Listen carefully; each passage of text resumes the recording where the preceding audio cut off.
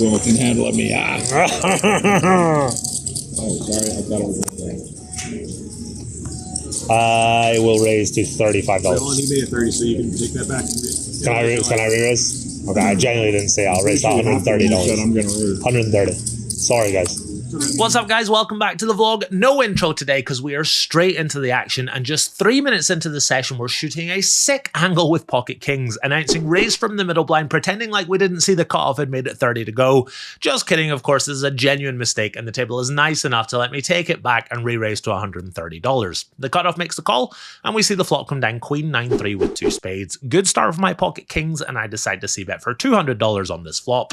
The cutoff thinks for a few seconds and then makes the call. The turn is the 4 of spades, flush completing card, and I decide to slow down and check to my opponent. He bets out now for $275. He can of course do this with a queen or a bluff, so I'm not going anywhere just yet. I make the call, and the river is another 9 nice cards, slightly less combos of hands that beat me now, and when he checks back the river, I know I'm good. I show my kings, and I take down my first pot of the day. Now, we're actually a must move for a main game that has somehow started before the scheduled 1 PM 5-5-10 normal start time. Our must move game is a lot of fun, as shown in the very next hand. I'm in the small blind with 9-8 suited and raise it on up to $40. The middle blind is a local pro by the name of John. He puts in the re-raise to $125. I let my buddy on the button have a little sweat of my cards as I make the call. We go heads up to an anticlimactic 10-3-3 with 1 spade, and the big blind c-bets for $80. I have 60% of a straight flush. What do I do? Don't tell him. What the fuck are you doing? Oh my god, you're bad at poker. I know, I'm terrible. I can't believe you folded that. Hang on. Yeah. Oh my god. He beats you there, and he beats you there. No! Get an 8? I had 9-8 spades. Runner, full house. Should have floated out of position versus the small c-bet there. Very fun table, like I say. We're all here to win each other's money, but we're all pals while we do it. It takes about 25 minutes until I play my next hand. I'm on the button with 6-5 of clubs. Middle position of raise it on up to $50 because the straddle is on, and I'm going to put in a bit of a light re-raise here. I make it $150 to go. The middle blind is a reggy looking fella I haven't played much with. He's going to put in the cold 4-bet to $375. It folds round to me, and it's really tempting to fold here, but we're $1,500 effective. We're in position, and it's kind of a small cold 4-bet, so I make a bit of a loose call here, hoping to be rewarded on the flop, but it comes down jack 4-4. There's not even a club on the flop. My opponent throws out a bet. I don't even get a count from the dealer. I just muck my cards. I'm down $175 after this hand, but the straddle is now permanently on. We've got a good table, and next up I'm in the middle blind with ace queen offsuit. Middle position is a fun player who raises it on up to $65. I'm going to put in the re-raise to $240, and he makes the call. Heads up to the flop. It's a very annoying 10-9-7 rainbow. Not what we're looking for at all. I know this guy's very loose, and he's very likely to connect with his flop, so I check it on over to him. Happy to see him just check it on back. The turn is the 4 of diamonds, and I check to my opponent again. Now he's going to take a stab for $300. Like I say, he is a very, very fun player, so I am tempted to call down. I tell myself that without a diamond in my hand, I'm going to call him down. I look back and see the queen of diamonds, so I just let it go. I was very tempted to call down there, but I think folding with a diamond in my hand is the right play. As mentioned, our game is must move, so now I've got to move. Really annoying. Is a good game, but what can you do? You've got to respect the rules of the casino. I also get moved to the 1 seat, which isn't ideal for vlogging, but 12 minutes later, the guy to my left has got his chips in the middle, and I'm really hoping he gets stacked so I can take the 2 seat and get an optimal vlogging seat. Sure enough, he does get stacked. He leaves, and I get to move to the 2 seat, which is far, far better for vlogging. Next up, I'm in the straddle with 6-5 of diamonds. We're playing 7-handed here with the straddle on. Under the gun is going to raise to $50. He plays online, so I'm going to play relatively quote-unquote normal versus this player, and I'm going to have some 3-bet bluffs from the big blind or the straddle that I wouldn't normally have versus some of the other players in the game. It folds all the way around to me, and I do make it $225 to go. He's going to make the call. We see the flop come down ace 10-9 with 2 clubs and 1 spade. He does play relatively tight, so I think he's going to hit this board more than most players do, so I decide to check it on over to my opponent, see what he wants to do. Happy to see him just check it on back. The turn is the 5 of hearts. I've now got a pair, but I do decide to turn my hand into a bluff. I bet out for $150. I block ace 5, I block pocket 5s. I've got 3 of a kind or 2 pair outs if I get called, and I can make him fold a lot of 1 pair hands like pocket pocket jacks, pocket eights. They're not loving it versus this delay block c-bet size. So I bet out for $150. Happy to see him just snap fold. A little fancy, but it's not spew if it gets through. 20 minutes later, I'm in a middle position with pocket sevens and raise it on up to $50. The very, very fun player is now moved over from the must move to the main game. He makes the call. The cutoff is an older guy who's squeezed a few times in this game already today. He makes it $250 to go. I'm going to make the call because I know this very fun player is going to call behind. Sure enough, he does call as well. 3 ways to the flop, and there's a 7 in the window. Absolutely love that. And the cutoff is going to bet out for $450. Now, this is a cap game. We're not very deep here. Really, really tempting to just go ahead and shove. But I want to keep the very fun player in. I know he's going to call with a bunch of gut shots and stuff like that. So I just smooth call. And sure enough, the hijack just folds. The turn is the 6 of spades. And when I check to my opponent, he's just gonna check it on back. River is the 5 of spades. Backdoor flush gets there.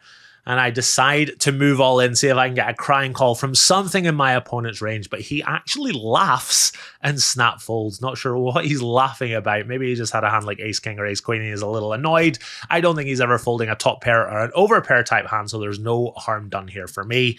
I'm now up $785, having a lot of fun. And next up, I pick up pocket kings under the gun. I raise it on up to $50. The player next act is going to make the call. The small blind is going to make the call, and the straddle's going to call as well. 4 ways we go to jack 9-6 with 2 spades. I decide to c-bet my hand for $100 here. Only the hijack is going to make the call. We go heads up to the turn, which is a pretty connected offsuit 7, and I check it on over to my opponent, and he takes a stab for $325. I did briefly think about folding for such a big size on such a connected turn, but I decide to call turn, and if I want to be a hero, I can just go ahead and fold the river. The river is an offsuit 3. I check to my opponent. He snap checks back. Thank God I didn't fold on the turn there. I turn over my cards and he just nods and mucks. It's been a crazy first couple of hours today, and I did go outside and have a little chat with the camera, but it's just 60 seconds of me talking about nothing. So let's skip that and keep the poker hands coming thick and fast. Next up, I've got king queen offsuit in the big blind. The button is a pretty aggressive local reg. He raises it on up to $60. I make the call out of the big blind, and the straddle calls as well. We go 3 ways to king 5-3 rainbow. We check it on over to the button. He's not going to see about here. I'm a little surprised because he's quite aggressive. The turn is the 9 of spades. I've still got top pair, and there's a backdoor flush draw now possible on board, so I bet out for $135. The straddle gets out the way, and the button makes the call. River is an offsuit 7. Nothing really changes. 6-8 and 6-4 get there, but if he's got that, then so be it. I bet out for $330, and he snap calls. I turn over my hand. He says, yep, that's good, and mucks. I can't lose a pot so far today. Really, really nice, smooth day so far today. Let's keep it going when we've got ace king of spades in the big blind about 40 minutes later. The hijack is a recreational player. He raises to $60. The cutoff is a regular, and he makes the call. I put in the squeeze to $300. Pretty big squeeze here, and both players make the call. We go 3 ways to the flop. Queen 10-5 with 2 hearts.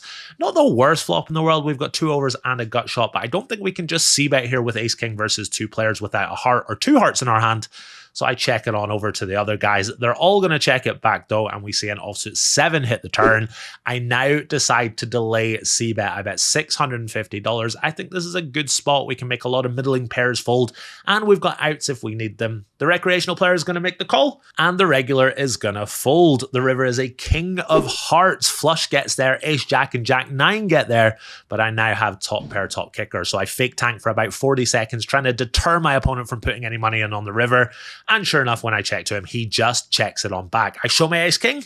He shows me a 10. I have sucked out on the river. I am having a very, very smooth day here, winning a lot of smaller pots to go along with these nice big ones, up $3,600 so far. Next up, I'm in the straddle with 10-9 offsuit. Under the gun has raised it on up to $100. Very large raise, but like I say, there are a lot of very fun players in the game today, so kind of standard stuff, I guess. Small blind is going to make the call, and I make a bit of a loose peel myself as well. We go 3 ways to the flop, which is jack 6-5 with 2 diamonds. Bit of a swing and a miss for me here, but I'm happy to see it check all the way around. The turn is a 10 to give me second pair. I think betting out here with second pair in this kind of game is completely fine, but I do decide to check, and I'm happy to see it check all the way around. The river is the deuce of diamonds. Front door flush gets there, but I don't think anyone's going to have a flush because I would have bet with a flush draw before now. So I decide to bet my hand here. I bet $125. Under the gun is then going to put in the raise. He makes it $425 to go. Action is back on me, and it just doesn't seem to make any sense. I think this player is going to bet out earlier with a draw. So I decide to make a bit of a hero call here with just second pair. I make the call, and he turns over ace king with the ace of diamonds. Nice blocker play from him, but an even nicer call from hero. This is another pot coming my way. I'm now up $4,000 for the day. Might just rack up and go to the beach, to be honest. Obviously not. This is a very good game, and I want to kick on and have a huge winning day here. Next up, I'm in the small blind with Queen 9 of spades. Our resident podcaster, Charlie Wilmuth, has raised to $50 in the cutoff. This is not normally a call, but like I say, I'm sure you guys can work out while I'm playing a little looser than normal today. I make the call out the small blind. The middle blind is then going to raise, but he makes it $175 to go. Very small squeeze, and naturally, the straddle is going to cold call this small squeeze. Crazy game we've got here today. Charlie makes the call, and I don't love it, but we kind of have to call. We're getting an amazing price versus all these fun players. We go 4 ways to the flop. It is Queen 8-4 with 2 diamonds. I'm first to act, so of course check my hand, and then the straddle is going to bet $500 out a turn. The middle blind then checks, so the straddle's $500 bet can stand. I am going to make the call after Charlie folds, and then the middle blind just folds anyway. We go heads up to the turn, which is the king of spades. I check to my opponent. Really don't love it if he bets here, but he does just check it on back. The river is an offsuit king. Pretty nice run out here, and I decide my kicker isn't strong enough here. We lose to queen 10, queen jack, and ace queen. So I check to my opponent. He checks it back. He then starts to turn his hand over. He's actually showing me that he has jack 8 of diamonds. My queen 9 is going to beat his jack 8, and we drag in another pot. I have lost a few small to medium-sized pots before this hand, though, so we're still only up $4,000 for the day. Haha, only $4,000 for the day, he says. And next up, I'm in the middle blind with King Jack of Hearts. A very, very fun player has raised to $75 in middle position. Charlie makes a call on the button, and Nitty player is going to call out the small blind, and I put in a very healthy squeeze. I make it $400 to go. Only the very fun player has made the call. I've got exactly what I want here. I'm about 6k deep, and he's got at least 10k in front of them. So this could be a very, very big pot here and a $1,500 cap game. We go heads up to the flop. It is ace, jack, 5. The ace of hearts is out there, so I do have the backdoor nut flush draw as well as second pair and a backdoor straight draw. I'm just going to play my hand here, not my range. I check it on over to my opponent, and he bets $500. I am not worried about this one bit. Like I say, he's a very fun player. I am calling him down, at least on the flop and the turn. I make the call. The turn is an offsuit 7. I check it on over to him. Happy to see him just check it on back. The river is an offsuit deuce, and I do think you could go for some thin value here, but he does love to bluff. So I check it on over to him again. Let him do his thing if he wants to bluff, but he does just check it on back. I table my hand, and he mucks his. Like I say, guys and girls, this has been a very smooth day today. Running really well, playing as well as I can, really enjoying the game. And next up, I'm in the cutoff with pocket 4s. The hijack has raised it on up to $60. I make the call with a lot of loose players behind. The button makes the call. The small blind makes the call. And then a pro in the big blind makes it $380 off of about 2.2k. The hijack gets out the way, and it's really tempting to call here. We've got a lot of loose, fun players behind, but it's a big squeeze, and we're not that deep with the guy who's squeezed. I do decide to make the call, but I think this is just way too loose, perhaps a little overconfident in the game. Only the small blind is going to make the call. We're going to go 3 ways to the flop here. It is ace, 3, deuce, rainbow. I've got a gut shot, a very disguised gut shot at that. The pre-flop raiser is going to bet out for $325. I, of course, have to call with my gut shot, and I can turn my hand into a bluff on future streets. We go heads up to the turn. It is an offsuit deuce, and now my opponent moves all in. This is a bit of a misstep in an otherwise very smooth day. I, of course, fold my hand. I should just fold pre versus the squeeze. A little too ambitious, but I'm not going to beat myself up about it too much because I've played pretty well so far today.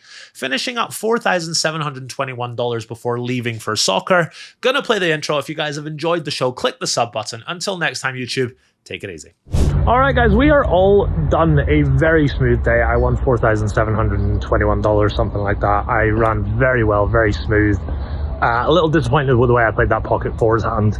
The first call pre, I think, is fine with all the certain players behind, but then when the pro squeezes, calling there and hoping the other 2 guys call and flopping a set, there's just too many things that have to happen in order for that to work out well. So I'm a little disappointed that I called that squeeze there. Just maybe a bit overconfident with how I was running and stuff. But I had a really good day. I hope you guys enjoyed the show. Click the sub button if you did. Until next time, take it easy.